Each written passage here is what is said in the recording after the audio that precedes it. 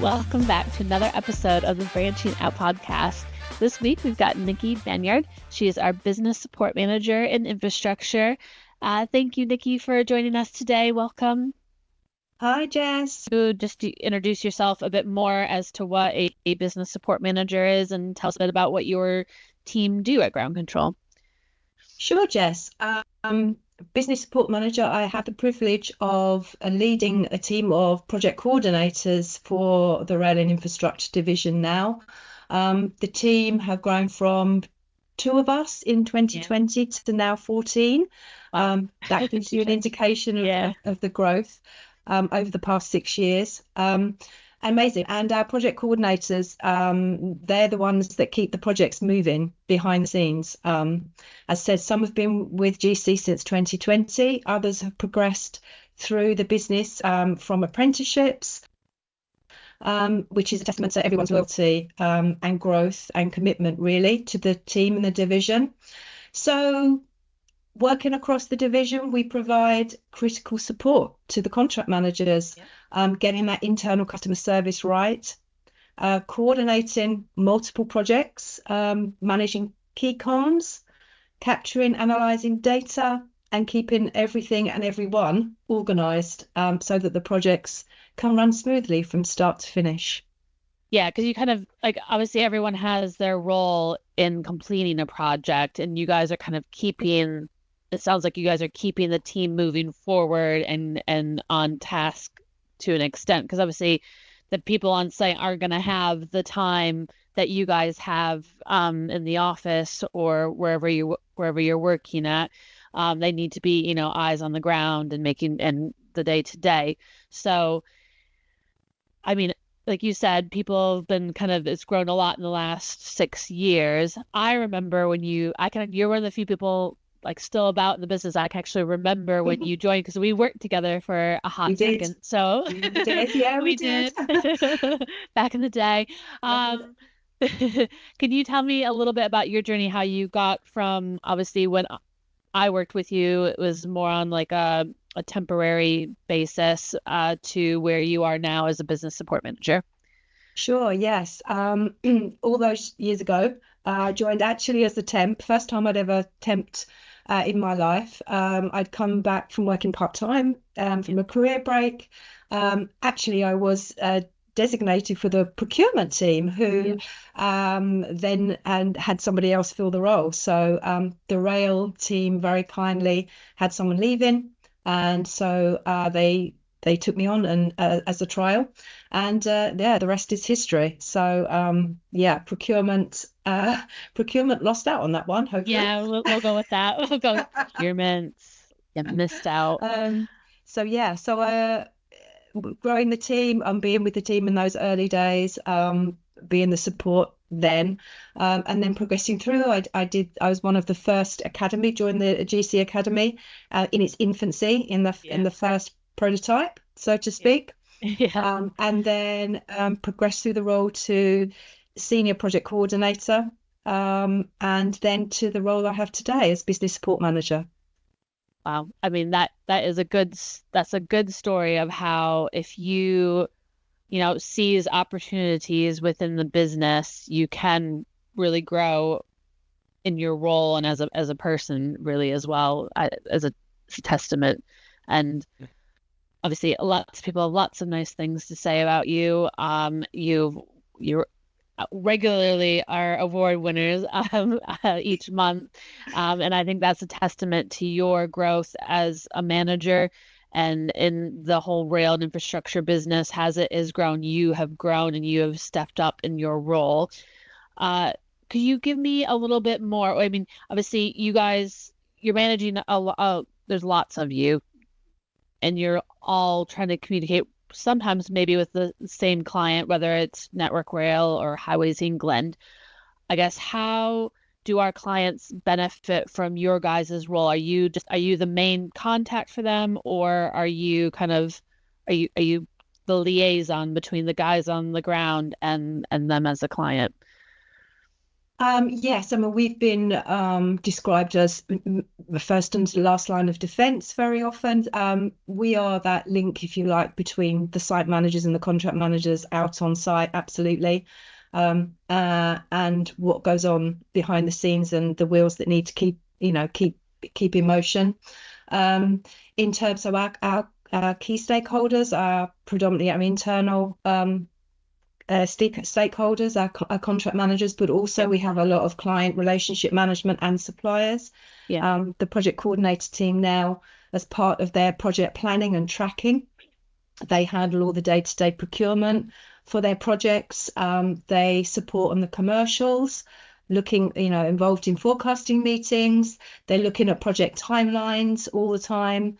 So yes, client KPI reporting has increased significantly, particularly for Network Rail. So all of those areas in terms of supporting the contract managers in smooth project delivery.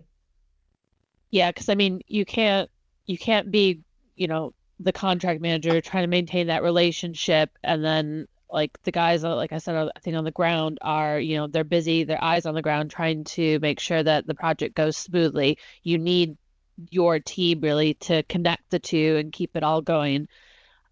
I guess, I mean, you're dealing with lots of different types of people. You got your suppliers, your clients, your contract managers, you guys, your boots on the ground. I assume there's been some memorable moments or challenges that you have faced. Do you have any good stories? I would say one of the myths about the team is that we are not back office. I No, know we're very often referred to as back office. I feel it's a bit like Dirty Dancing, don't put baby in the corner. no. We are not back. Well, we are back office, but we are behind the scenes, but very much front and center. So yeah, that's one of the things we very often get called, which is a little bugbear of mine. Yes, well, everyone's been told now. They have indeed. They have indeed. If you want your project to run smoothly, do not put Nikki or her team in the corner. In the corner. Absolutely. Do you have any other stereotypes or misconceptions you would associate? I think that's sometimes we can be just referred to as, all they do is raise POs or do invoicing. As you've heard me say, that is absolutely not the case. The No. the role is much, much wider than that, and can go on to be even better than that. The project coordinators are on track if that's the way they would like to go into project management. So we definitely don't just raise POs. No, So that's no. that's another myth I'd like to debunk.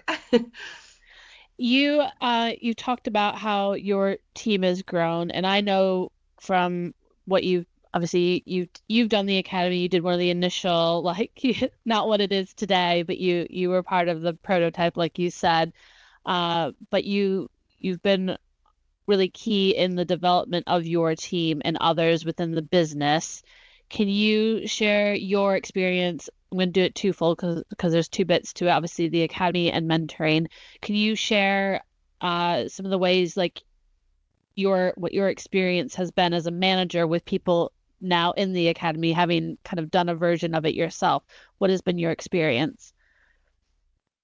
Yeah, because I think, I mean, my career background's actually from HR. So I have an HR background. And I think the skills that you learned in HR in terms of people management skills have been absolutely invaluable in helping to, grow this team. So one of the things for those coming through to the senior project coordinator role, to be able to go on the academy and experience sharing in networking with other managers from across the GC, to be able to gain that experience and to help their people management, because it's a large part of team lead in the project coordinator team.